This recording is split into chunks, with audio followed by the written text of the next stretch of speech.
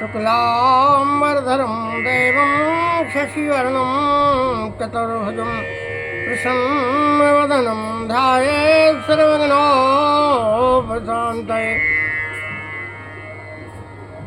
शान्ताकारं भुजगशयनं पद्मावं सुरेशं विश्वाधारं गगनेशं मेघवर्णं शुभांगं लक्ष्मीकान्तं कमलनयनं योगविद्यानगम्यं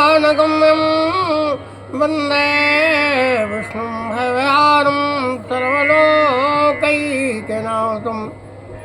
सीताराम सीताराम सीताराम राधे श्याम राधे श्याम राधे श्याम सीताराम सीताराम सीताराम राधे श्याम राधे श्याम राधे श्याम सीताराम कहो राधे श्याम भजो श्री राम कहो श्री कृष्ण कहो सीताराम भजो राजा राम भजो।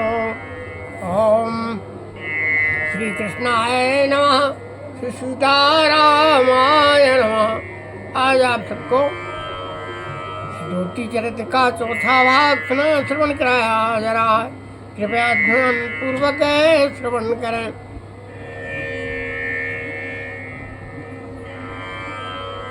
द्रौपदी ने भगवान श्री कृष्ण को रो कर पुकारा तो भगवान करुणा निधान है, भगवान करुणा के सागर है।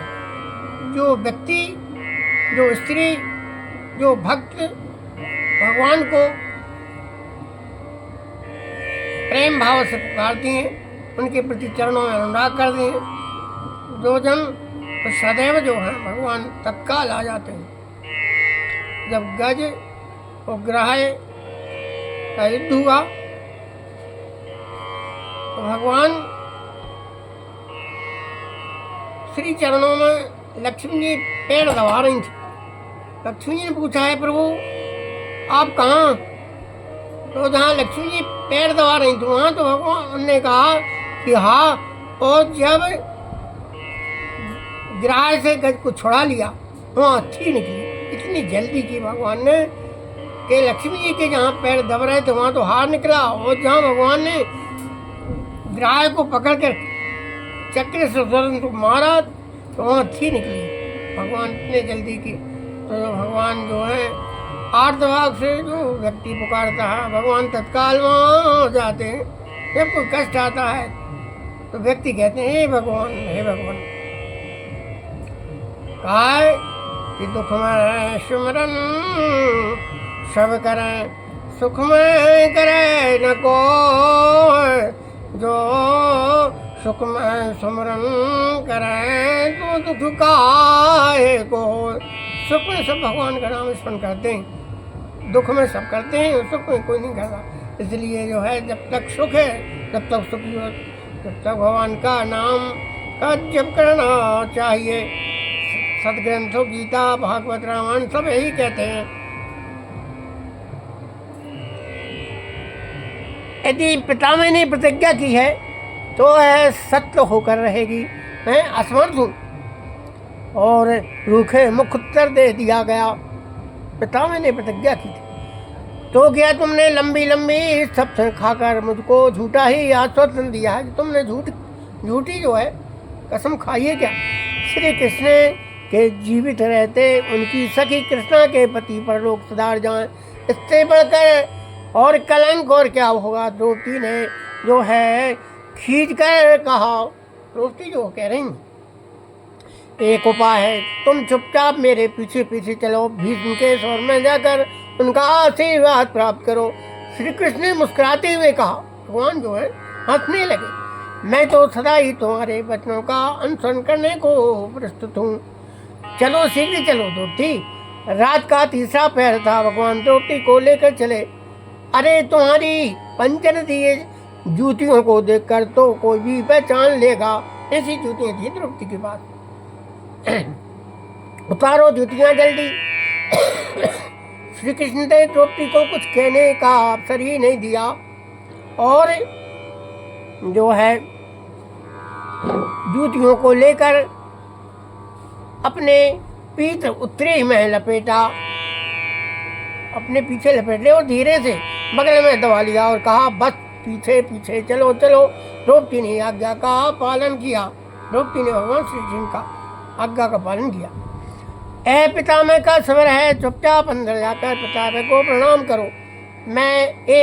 वे मेरा ध्यान कर रहे होंगे, बैठे बैठे प्रणाम करना तो आभूषणों को भली प्रकार बजाकर मैं यही हूँ, मेरा पता मत बताना। लीला मैंने आदेश दे दिया। कहा द्रौपदी से मेरा पता नहीं बताना और तुम उनको प्रणाम करना। पितामह के सबर में सौभाग्यवती स्त्री, ब्राह्मण, साधु तथा श्री के सर्वांध प्रवेश की आज्ञा थी। पितामह के सबर में सौभाग्यवती स्त्री जा सकती थी, ब्राह्मण जाते थे, साधु संत जाते थे। पितामह ध्यानस्थ बैठे थे। द्रौपदी ने जाकर पैरों पर मस्तक रखा। पितामह ने समझा दुर्योधन अभी अभी गया है, रानी प्रणाम करने आई होगी। झट से कह दिया सौभाग्यवती हो बेटी, आशीर्वाद दे दिया और पहचाना नहीं द्रौपदी ने और सौभाग्यवती कह दिया तुम सौभाग्यवती हो।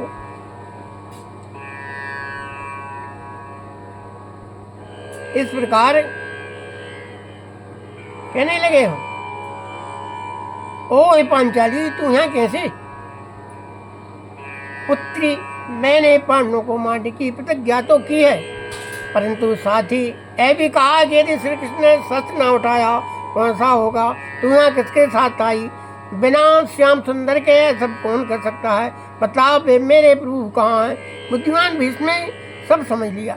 मुझे धिक्कार है जिसके यहाँ आने में संकोच करके श्री कृष्ण को द्वार पर रखना पड़ता है। द्रौपदी के नाम बताने पर भी भीष्म ने स्वयं मधुसूदन को ढूंढ लिया। भीष्म ने स्वयं मधुसूदन को भगवान को ढूंढ लिया और जगतपति जूतियों को बगल में दबाए द्वार पर निस्तब्ध खड़े मुस्कुरा रहे थे। भीष्म चरणों पर गिरकर रोने लगे। भीष्म पिता में जो है चरणों में उन्होंने अपना मस्तक रखा और बेचारे रोने लगे। यदि आप इसी प्रकार 10 सहस्त्र महारथी नित्य मारते रहे तो द्रौपदी सौभाग्यवती हो चुकी। सब्र में आकर आसन तथा सत्कार ग्रहण करके केशव ने कहा भगवान कह रहे हैं आप जो चाहते हैं वो तो होगा ही है।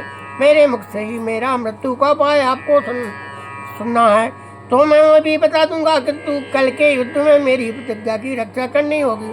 तुम्हारे लिए मेरी प्रतिज्ञा की रक्षा करनी होगी। पितामह ने गदगद स्वर में प्रार्थना की। वहाँ से पितामह के रथ में बैठकर द्रौपदी को लेकर श्री कृष्ण धर्मराज के समय लौट आए और पूरा समाचार जानकर पांडवों को समस्त शोक दूर हो गया। पांडवों को सब समाचार सुनाया, उनका दुख दूर हो गया। महाभारत समाप्त हुआ। पांडव सेना शांति के सहन कर रही थी। श्री कृष्ण पांचों पांडवों तथा द्रौपदी को लेकर और उपलब्ध नगर चले गए थे। प्रातः दूत ने समाचार दिया, रात्रि में सवेरा ही निकाला लगाकर अश्वत्थामा ने सबको निंदा निर्दय पूर्वक मार डाला।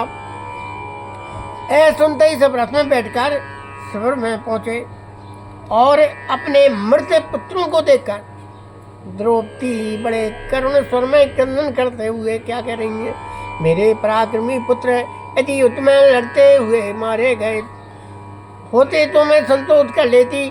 पूर्व ब्राह्मण ने निर्दय पूर्वक उन्हें सोते समय मार डाला है।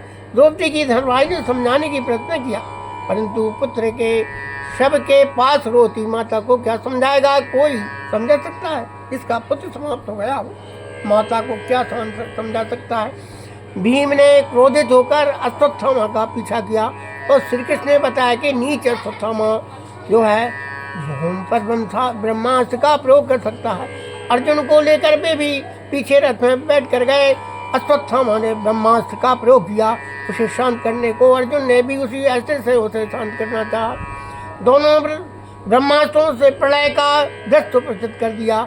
इधर भगवान ब्रह्मास्त्र चला रहे हैं, उधर जो है अश्वत्थामा ब्रह्मास्त्र चला। भगवान व्यास तथा देवकी नारद ने प्रकट होकर ब्रह्मास्त्रों को लौटा लेने का आदेश दिया। अर्जुन ने ब्रह्मास्त्र लौटा लिया। पकड़कर दोनों पुत्र को उन्होंने बांध लिया और अपने स्वर में ले आए। अश्वत्थामा पशु की बात बंधा हुआ था, जैसे अपन पशु बांध देते। निंदित कर्म करने से उसकी श्री नष्ट हो गई थी। उसने सिर झुका रखा था। अर्जुन ने उसे लाकर द्रौपदी के समक्ष खड़ा कर दिया और गुरुपुत्र को उस दिशा में देखकर द्रौपदी को दया आ गई। गुरुपुत्र था और उन्होंने कहा, इन्हें जल्दी छोड़ दो। जिसने संपूर्ण अस्त्र शस्त्रों की आप लोगों ने शिक्षा पाई है, वे भगवान द्रोणाचार्य पुत्र रूप में स्वयं उपस्थित हैं। जैसे पुत्रों के शोक में मुझे दुख हो रहा है, मैं रो रही हूँ, ऐसा ही प्रत्येक स्त्री को होता होगा। ये देवी कृपा को यह शोक ना हो, वे पुत्र शोक में मेरी तरह न रोए।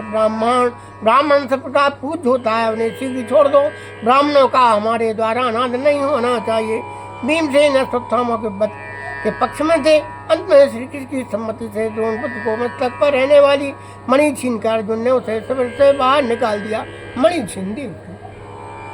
बोलिए श्री कृष्ण भगवान की जय।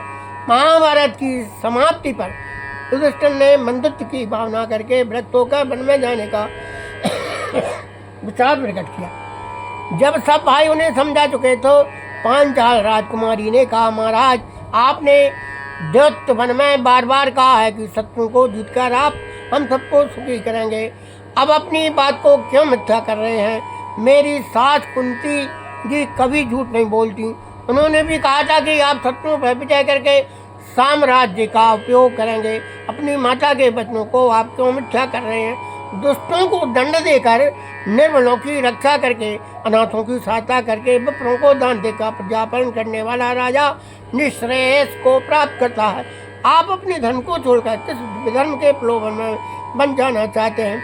आपने दान में शास्त्र सुनाकर, युद्ध में धोखा देकर अन्याय से राज नहीं पाया है। धर्मज्ञ शत्रुओं का दमन करके आपने इसे प्राप्त किया है। आपने संपूर्ण पृथ्वी पर शासन प्राप्त किया है। अब आप इस दायित्व से क्यों विमुख होते हैं? मैं पुत्रों के मरने पर भी केवल आपकी ओर देखकर ही जीवित हूँ। आपके ये पराक्रमी भाई भी आपके लिए ही जीवन धारण किए। आपके लिए उदासीनता उचित नहीं। शासन कीजिए, यज्ञ कीजिए और ब्राह्मणों को दान दे दीजिए। महाराज युधिष्ठिर ने दीर्घ काल तक शासन किया। उन्होंने द्रौपदी के साथ 3 अश्वमेध किए। द्वारका से लौट कर अर्जुन ने जब यदुवंश के 6 का समाचार दिया तो पारीक्षित का राज्याभिषेक करके धर्मराज ने अपने राजत्व वस्त्रों का त्याग कर दिया। मौन व्रत लेकर वे निकल पड़े। भाइयों ने भी उन्हीं का अनुकरण किया। द्रौपदी ने भी तत्काल पहना और पतियों के पीछे चल पड़ी। धर्मराज सीधे उत्तर दिशा में चलते गए। ये श्री कृष्ण भगवान की जय। बद्रिकाश्रम से ऊपर वे हिम प्रवेश में जा रहे थे। द्रौपदी सबके पीछे चल रही थी।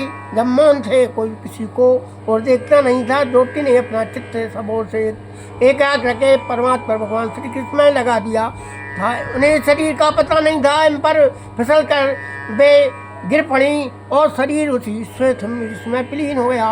महारानी द्रौपदी तो परम तत्व से एक हो चुकी थी। द्रौपदी तो भगवान की जो है ध्यान में संलग्न थी। योगेश्वर श्रुत देवयंगमचू प्रियवता देता पृथु परीक्षत से सुत सौनक परिचयता सतरूपा प्रियसुता सुनी सती सवाय मंदालस यज्ञपत्नी ब्रजनार किए के समय अपने बस ऐसे नर नारी जिते तनिहि के गामू दस पद पंकर माछों सदा जिनके हरिनिता और बस जिन भक्तों के हृदय भगवान